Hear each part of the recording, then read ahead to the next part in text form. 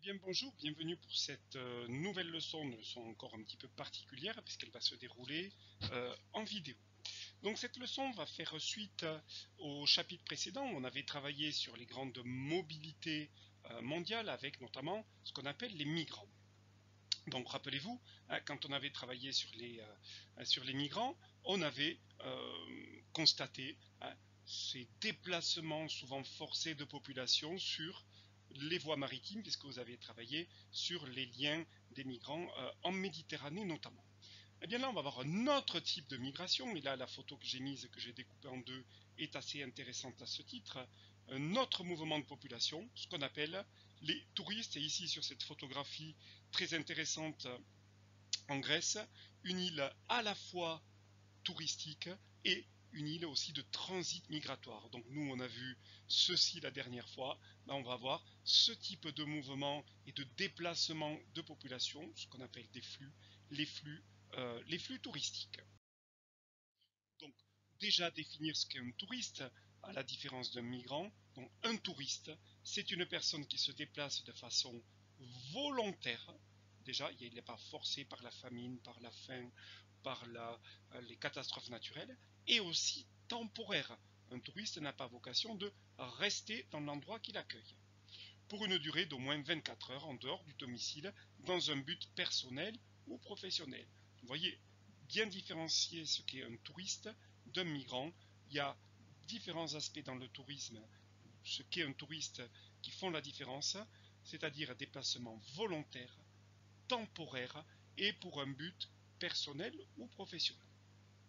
Donc on va commencer donc cette deuxième grande partie après les migrations, les flux migratoires forcés, le tourisme et ses espaces, en se demandant comment le tourisme transforme-t-il les espaces, parce que n'oubliez pas, on fait de la géographie, et faire de la géographie, c'est voir comment les espaces, les territoires, les régions sont transformés, évoluent, et là, comment ces régions et ces espaces évoluent par rapport à des flux et des arrivées ou des départs touristiques. Et on va prendre un cas précis, une étude de cas, avec le littoral de Cancun, on verra que c'est au Mexique, un littoral aménagé pour le tourisme de masse. Bon, il y aura des choses à définir, notamment la notion de tourisme de masse, c'est-à-dire dans ce lieu à Cancun, comment on a aménagé un territoire, c'est-à-dire transformé un espace pour des motifs, des buts, des raisons touristiques. Donc déjà, c'est ce que je vous disais, localisation de Cancun. Donc vous voyez, Cancun est ici, c'est ce petit point-là, à proximité du golfe du Mexique, mais surtout qui aborde ce qu'on appelle la mer des Caraïbes. Et Cancun est en Amérique centrale, ici on le voit, au Mexique précisément. Donc Cancun, un littoral du Mexique qui borde la mer des Caraïbes. Donc, si on regarde une photographie aérienne ici ou oblique de Cancun, on va remarquer différents éléments qui vont constituer ce paysage et cette station balnéaire, cette station de balnéaire de Cancun. Donc ça va nous amener, cette image-là, à réaliser, vous allez prendre votre fiche qui est en pièce jointe, à réaliser un croquis de paysage. Donc si on avait été en classe, on aurait fait ce croquis-là avec du papier calque. Ici, je l'ai modélisé, je l'ai fait un petit peu avant. Et donc, grâce à l'observation du paysage de la diapositive précédente, vous allez essayer de me compléter les différents éléments de légende qui constituent cet espace de Cancun. Donc, je vous laisse travailler sur cette fiche-là et on se retrouve dans un petit moment. Donc, du coup, j'espère que vous avez bien pu travailler et faire cet exercice-là. Donc, grâce à votre fond de croquis qui est ici, ça pouvait nous donner ces différents éléments ici. Donc, vous voyez en bleu clair, ici, comme je l'indiquais dans la carte précédente, la mer des Caraïbes. Ici, c'est ce qu'on appelle la lagune. Alors, la lagune, c'est un espace maritime, mais qui est totalement fermé par des bandes de terre. La lagune des plus connues, c'est celle de Venise. Pour ceux qui connaissent, c'est la lagune de Venise. Donc, des bandes de terre sont tout autour ici et qui ferment une sorte de lac maritime, si je puis m'exprimer ainsi. C'est une lagune. Et vous avez ici l'aménagement tout le long de la mer des Caraïbes. Ici, la plage. Donc ça fait partie d'un premier type de transformation du paysage, un environnement exceptionnel, c'est-à-dire voilà, à la fois la lagune, à la fois la mer et une plage de sable fin, des atouts qui font de Cancun un grand site touristique. Et deuxièmement, ces atouts-là n'ont pas été suffisants, il a fallu les aménager pour le tourisme, avec, vous le voyez ici, des grands axes de circulation des routes et des bâtiments touristiques, comme on pouvait voir sur la photographie, une grande diversité de bâtiments touristiques au bord de la plage entre la lagune et la mer des Caraïbes. Donc on va pouvoir noter cette première trace écrite ici. Donc Cancun est une station balnéaire du Mexique, balnéaire c'est-à-dire où on se baigne. Et dans les années 70, le gouvernement mexicain décide d'aménager le littoral. Et ce littoral, qu'on appelle la Riviera Maya, est devenu un symbole de ce qu'on appelle le tourisme de masse, car il constitue un des trois grands bassins touristiques mondiaux. Donc tourisme de masse, c'est quoi? C'est un type de tourisme, un genre de tourisme que l'on trouve dans des espaces très fortement aménagés pour accueillir un grand nombre de voyageurs à des prix abordables. Donc vous avez vu dans la transformation de l'espace et dans la photographie de Cancun le nombre d'hôtels, de résidences, d'appartements qu'il y a entre la lagune et la mer des Caraïbes. C'est ça qu'on appelle le tourisme de masse, qui va permettre d'accueillir un flux très important de touristes sur une zone relativement étroite. Donc, si on regarde à une échelle mondiale, Cancun fait partie d'un des ce qu'on appelle des trois grands bassins touristiques mondiaux. Ici, ce qu'on appelle le bassin des Caraïbes, voilà, qui est ici. Mais il y a d'autres grands bassins touristiques balnéaires mondiaux. Il y a le bassin de la Méditerranée et un peu moins connu, le bassin touristique de la mer de Chine ici. De très nombreux Chinois, ils sont 1,5 milliard, eh bien, viennent passer leurs vacances sur ces bords de mer ici, ce qui fait donc un nombre très important de populations qui va là. Et donc du coup les grandes destinations touristiques, là on n'est plus dans des bassins, dans des zones maritimes, on est dans des territoires où les États-Unis et l'Amérique centrale forment une grande destination touristique, l'Europe une autre grande destination touristique, et là aussi, petit peu surprenant si on ne connaît pas les grands flux touristiques, la Chine est une grande destination touristique mondiale. Donc voilà les trois grands bassins touristiques et les trois grandes destinations touristiques. Donc vous avez sur votre fiche aussi une carte qui doit être complétée avec ces premiers éléments ici. Donc on va marquer une petite pause et je vais vous laisser compléter cette carte avec donc, les éléments qui sont dessus ainsi que la légende. N'oubliez pas la légende. Donc du coup, vous avez pu terminer cette carte ici à une échelle mondiale. Donc vous avez vu comment on est passé d'une échelle très locale à Cancun à l'échelle mondiale pour voir s'il y avait autre chose que Cancun, qui est ici, qui ressemblait à ça dans le monde. Et bien on voit qu'il y a la Méditerranée et la mer de Chine. Donc là on va faire de l'analyse de documents, différents documents qui vont nous permettre d'analyser, de voir comment le site de Cancun a évolué au fil du temps. Donc on va voir que c'est une évolution très longue sur plusieurs années et cet aménagement ne s'est pas fait en un coup, en une fois. Donc on voit d'abord qu'il s'agit d'un village de pêcheurs, un petit village de pêcheurs, Cancun dans les années 60, une centaine, 100, 200 pêcheurs habitent cette zone ici. C'est le point de départ, ça va être un petit peu le point de départ des différents aménagements. Au milieu des années 70, qu'est-ce que l'on remarque? Eh bien, on aménage progressivement ce village de pêcheurs en station touristique. On le voit ici avec notamment ce qu'on appelle un port de plaisance hein, pour les bateaux qui est ici. Donc un premier aménagement au milieu des années 70.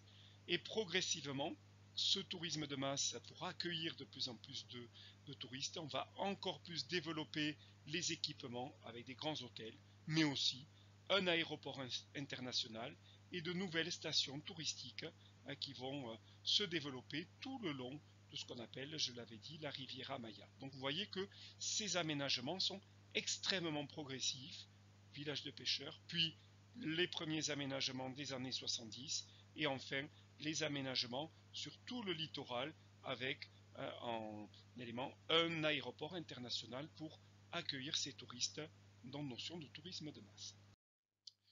Autre document ici, pour voir d'où viennent les touristes, ils viennent principalement de trois grandes régions et une surreprésentation ici des États-Unis. C'est les principaux, touristes qui viennent à Cancun, ils proviennent des États-Unis. Alors, deux raisons à ceci. Première raison, proximité géographique. Les États-Unis et le Mexique sont frontaliers, donc ce n'est pas très loin pour les touristes américains. Et deuxième chose, les touristes américains sont plutôt des personnes qui ont des hauts revenus, donc qui vont faire du tourisme dans un lieu assez paradisiaque, comme on l'a vu, et dépenser pas mal d'argent. Ensuite, on a toujours l'Amérique du Nord, des Canadiens aussi qui viennent en nombre important. Et après, on a l'Europe de l'Ouest. Et bien plus à la traîne, ensuite, l'Amérique du Sud et le reste du monde. Mais là, ça s'explique aussi par les revenus qui sont bien moindres que ces régions-là où les revenus sont très élevés. Quand on est pauvre, malheureusement, on peut moins faire de tourisme que quand on est une grande puissance et riche plutôt comme les États-Unis. Donc on va pouvoir noter ceci, cette évolution et cette masse de touristes qui arrivent. Donc aujourd'hui, Cancun et la Riviera Maya forment un littoral touristique progressivement aménagé. Donc avec près de 4 millions de touristes par an provenant de tous les continents, mais principalement d'Amérique, c'est une région particulièrement attractive.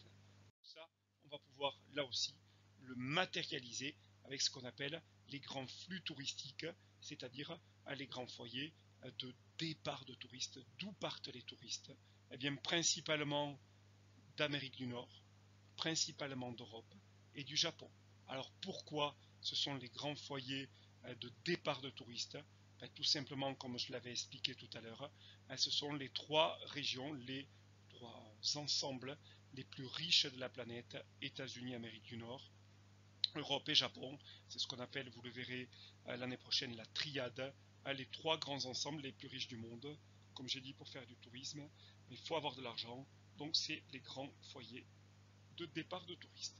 Alors si on remarque quelque chose aussi, on voit que l'Europe est à la fois un foyer d'accueil de touristes, mais aussi un foyer de départ de touristes. Les touristes arrivent en Europe, mais des Européens sont aussi des touristes qui vont à l'étranger. Contrairement au Japon, hein, où le Japon est un foyer de départ. Beaucoup de touristes japonais vont notamment en mer de Chine ou en Chine faire du tourisme, mais le Japon n'accueille que très peu de touristes. Donc ça, c'était à observer sur cette carte. Donc si on continue dans notre analyse de documents, on va voir que pour ce tourisme de masse, il faut ce qu'on appelle des acteurs. Donc des acteurs, c'est ce qu'on va appeler les tour opérateurs qui proposent, ici c'est un dépliant publicitaire, qui propose des séjours tout compris, avec vol, avec hôtel, où on voit voilà, des photographies très attractives où ces tour opérateurs livrent clé en main, j'allais dire, un voyage au Mexique avec l'hôtel et toutes les activités, on le voit ici, voyage Mexique, plus le séjour. On vous met même ici la météo et les températures moyennes de toutes les années au Mexique, la date où vous voulez partir. On s'occupe vraiment de tout et ça sont des acteurs extrêmement importants dans cette notion de tourisme de masse. On vous fournit, j'allais dire, un voyage clé. Alors, quelle est l'importance du tourisme pour le Mexique? On va l'analyser ça avec deux chiffres. D'abord, 10% du PIB, c'est-à-dire que le tourisme représente 10% du PIB, c'est la richesse. C'est-à-dire 10% de la richesse du Mexique est contenue et représentée par l'activité du tourisme, ce qui représente en chiffres bruts 11,6 milliards de dollars. Voilà ce que rapporte le tourisme au Mexique ici. Donc des chiffres extrêmement importants. Comprenez pourquoi? Bien, les aménagements et les investissements qui sont faits dans ces territoires littoraux de Cancun sont extrêmement importants pour développer, et on va le voir, créer de l'emploi et de l'activité économique, puisque le tourisme à Cancun rapporte, alors pas qu'à Cancun d'ailleurs, au Mexique, rapporte près de 11,5 milliards de dollars. Alors si on regarde ce texte ici, on peut voir que le tourisme à Cancun est quelque chose d'extrêmement attractif et offre des opportunités d'emploi pour une main-d'œuvre locale. Dans un pays très pauvre comme le Mexique, le tourisme génère de nombreux emplois et fait vivre des familles entières. Donc on a aussi différents aménagements, mais on le verra après. Donc si on regarde ces éléments-là, déjà dans le titre du texte, on a un espace attractif pour les travailleurs. Et si on va plus précisément dans le corps du texte, mais on voit que les jeunes migrent vers les sites touristiques du littoral pour y travailler. Donc de l'intérieur des terres, on va vers le littoral parce qu'on sait qu'on va avoir de l'emploi dans le secteur touristique, notamment dans l'hôtellerie. Et là aussi, c'est autre chose d'intéressant. Eh bien, les aménagements touristiques qui sont faits dans le littoral ne profitent pas qu'aux touristes, mais profitent indirectement à l'ensemble de la population. C'est-à-dire, eh bien, quand on va créer une autoroute pour amener les touristes, ben, cette autoroute-là, elle n'est pas réservée qu'aux touristes au mois de juin-juillet, elle est aussi utilisée le reste de l'année par les habitants du Mexique. Donc ça a un facteur de développement du pays, d'avoir une activité touristique aussi importante. Ça permet de nouveaux aménagements dont la population va bénéficier pendant toute la durée où elle y vit. Donc ça, c'est aussi intéressant. Donc intéressant en termes d'emploi, ça offre des opportunités d'emploi aux Mexicains, et intéressant en termes de services et d'infrastructures, ça permet de développer aussi le pays. C'est sûr que sans tourisme, eh bien, on n'aurait peut-être pas à Cancun ou ailleurs construit des autoroutes, des grands hôtels et aménagé cet espace. Donc cet espace profite aux touristes, mais aussi aux locaux. Donc je vais vous demander là de me prendre cette carte mentale ici et d'essayer de la compléter grâce aux différents éléments que je vous ai expliqués sur les documents. C'est-à-dire, quel est le principal continent d'origine des touristes à Cancun? Ben là, il y a une information à mettre. Combien il y a de touristes à Cancun? Une information que vous allez relever sur les documents à mettre. Qu'est-ce qui montre que c'est un territoire accessible? Comment on accède à Cancun? Ici, une information à mettre. Quel est le type de tourisme à Cancun? Une info à mettre. Et l'impact social, c'est-à-dire pour les hommes qui vivent au Mexique, quels sont les avantages du tourisme et quel est le poids économique du tourisme.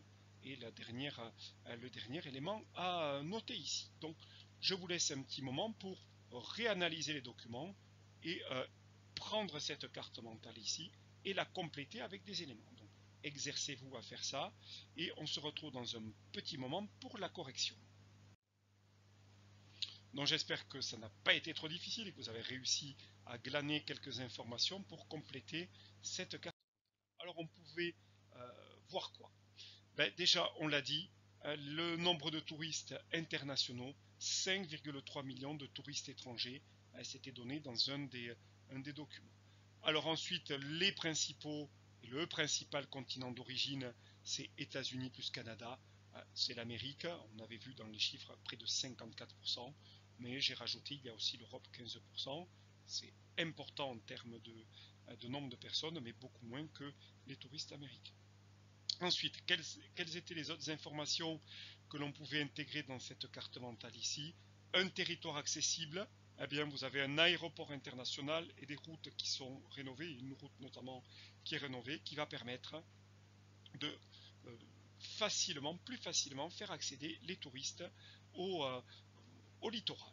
Ensuite, les autres informations qu'on pouvait prendre dans les documents, le type de tourisme, c'est un tourisme balnéaire, mais aussi culturel. Alors, j'en ai pas parlé, puisque vous avez au sud de la Riviera Maya des grands sites mayas ou aztèques, qui sont des civilisations importantes et des grandes civilisations de l'Antiquité, où on peut visiter ces temples mayas et aztèques. Donc, il y a aussi pas seulement un tourisme balnéaire, mais un tourisme culturel qui se développe dans ces zones-là. Ensuite, qu'est-ce qu'on a? Les différents aménagements. On a des hôtels, des centres de congrès, etc.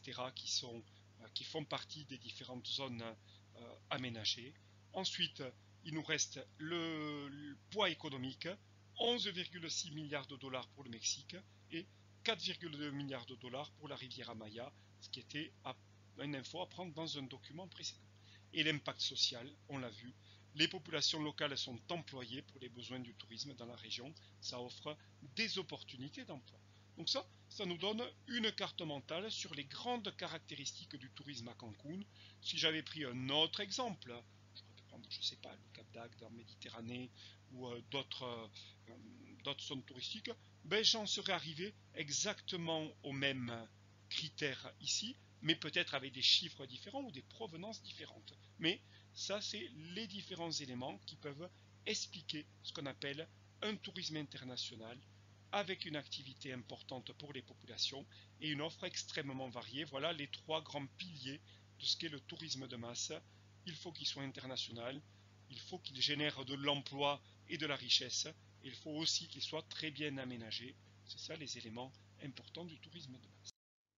Donc on va pouvoir du coup noter en conclusion ces différents éléments.